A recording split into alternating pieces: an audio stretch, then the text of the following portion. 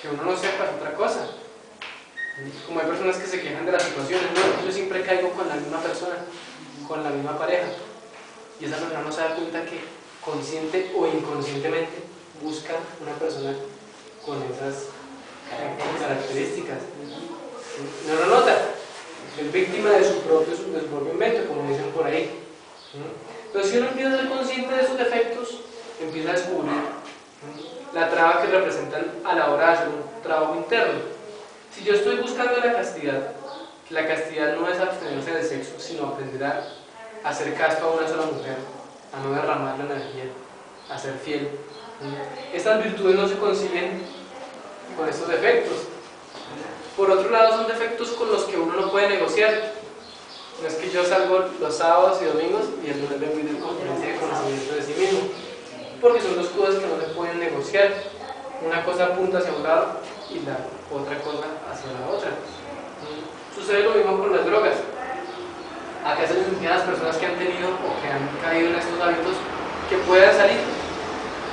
Una forma de salir es que aprendan a hacer unas prácticas que acá se les llaman los derviches, que lo vamos a ver más adelante, que son físicas. Otra forma, y la primera y primordial, es que la persona quiera cambiar, porque yo no puedo hacer nada por ustedes, ni ustedes pueden hacer nada por mí, más que compartir esta enseñanza, pero cada quien le corresponde hacer un trabajo interno.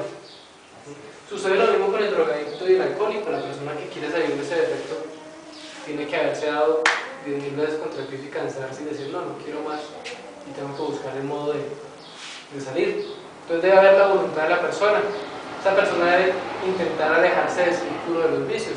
Yo tenía un amigo, Gary, que él estaba en el grupo, daba charlas y él cayó en la drogadicción, pero hasta abajo. Y cuando él tenía problemas iba a buscar a los amigos y ya no fumaba, pero los amigos estaban fumando marihuana y le decían, les digo esto porque una vez lo acompañé, le decían tranquilo Gary, si no quieres fumar no hay problema, y le tiraban el humo en la cara y él hacía ¿se entiende? Entonces si uno no logra comprender que los vínculos generan algo, si ustedes vienen acá y acá hablamos de espiritualidad, por así decirlo, pues eso los va a poner a ustedes a pensar y a reflexionar sobre la espiritualidad. Pero si hablamos de materialismo, si yo estoy enseñando acá una charla para conseguir plata, pues ustedes empiezan a pensar en plata.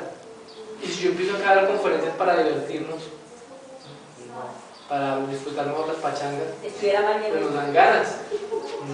Entonces, de acuerdo al ámbito externo en el que uno se encuentre, afloran los defectos. Entonces, si una persona quiere salir de las drogas y el alcoholismo, una de las primeras cosas que debe hacer es alejarse del círculo en el que está envuelto, porque de otra manera le va a ser más difícil salir de la situación. Otra cosa es aprender a quitar la mente a través de la observación.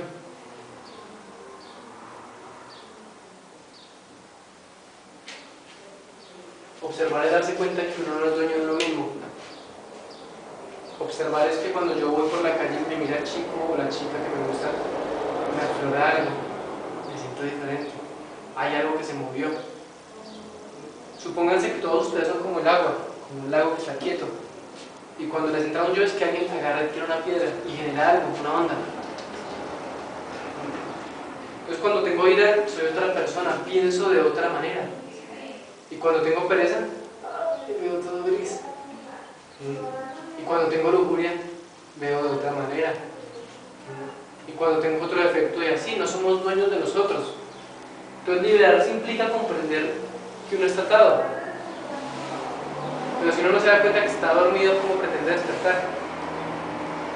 Para despertar hay que darse cuenta que uno está en un profundo sueño.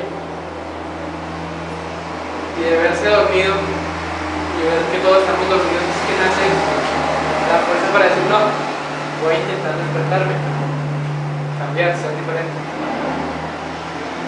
Y esa es la invitación de estas conferencias, para que cada quien pues pueda llegar a hacer ese cambio mediante sí mismo, mediante las herramientas que acá se brindan. Esta conferencia nos ayuda a comprender que estos hábitos siempre nos van a hacer que nuestro ego aflore, que salga de nosotros. Y que pues esto no es malo ni bueno, pero va a traer unas consecuencias. Y si ustedes observan las consecuencias que trae el defecto, pues no se encuentren en él. Cuando uno sabe que meterse en defecto es programarse más, hagan de cuenta que uno es similar a una computadora, o que acá estamos 100 personas. Generar un nuevo vicio es que entre otra persona. Y si acá somos 20 y vivimos acá 20, pues dormir es difícil, ¿sí o no? Imagínense dormir 20 personas acá, comer. Imagínense que entre uno más, va a ser más difícil dormir y más difícil comer. Y cuando vayamos al baño, ¿dónde vamos a hacer? Entonces, a más cantidad de personas, más pesadez, más dificultad para todo. Sucede lo mismo en nuestro mundo interno. Metemos un nuevo vicio, un nuevo defecto, más congestión, más pesadez.